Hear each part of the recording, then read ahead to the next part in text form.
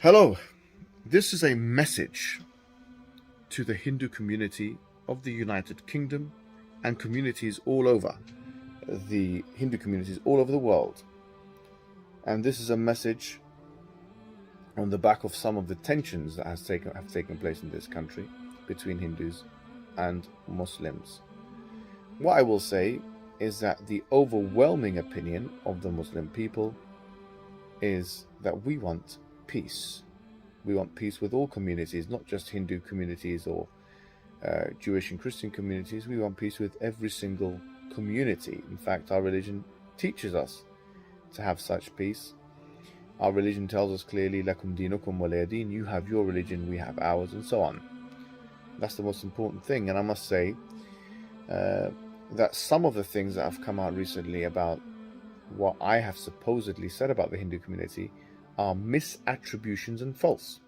And if you want to be known for those who are doing this as people who have to lie in order to make their point known, then know that you have already lost. You have defeated yourselves. You have sabotaged your own effort. Because you know why? If it takes a lie, if you have to lie about me to beat me in an argument, then this gives me the greatest amount of confidence that you cannot beat my argument with a fair argument of your own. So when you say, as Douglas Murray and others have said, that I say that Hindus are pathetic and weak, I've never once said this about Hindu people. I've said this about the Hindutva thug gangs that were dominating the streets, and which on this very channel you can see walking in the streets of Leicester with bats and knives. Yes, I have the videos up. Yes, I have the... What are you going to do? Deny it? We're no longer living in an age where you can try, as journalists, to dominate the narrative. We're not in the 90s, 70s, 80s, or 90s anymore. We are living in the age of social media. Your lies cannot and will not persist. It's untenable to lie in the ways that you're lying.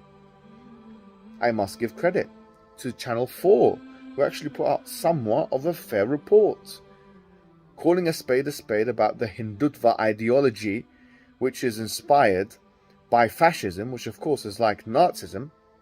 And that's why I find it a pathetic irony that you find right-wing advocates in this country and journalists like Douglas Murray, who are meant to be patriots, individuals who are anti-fascistic in inclination, that they, yes, are supporting such individuals, or at least trying to place blame on the Muslim community, because they know full well that this is the very fascism that gave England the biggest run for its money in the last 150 years. The biggest run for its existential money in the last 150 years in the form of the Nazi Party devastated the country, and your grandparents will know about that. But this fascism, so long as it's anti-Islam, is, what is it, acceptable now? Has Nazism taken an acceptable form because your hatred for Islam is greater than your hatred for fascism? I'll let you expose yourself. You can expose yourself. I don't care. Just keep exposing yourselves. So what I say to you is this. What I say to you is that there is a big difference between Hinduism as a religion, or Hindus as a people who follow this religion, and Hindutva, which is an ideology inspired by fascism. And if you don't know what fascism is, then you can go ahead and find out. But it's basically ethnic superiority. Now, I do like the odd curry myself, and I do enjoy and respect Indian culture, but I don't see a need for anybody to think that they're better than me on the basis of their ethnicity.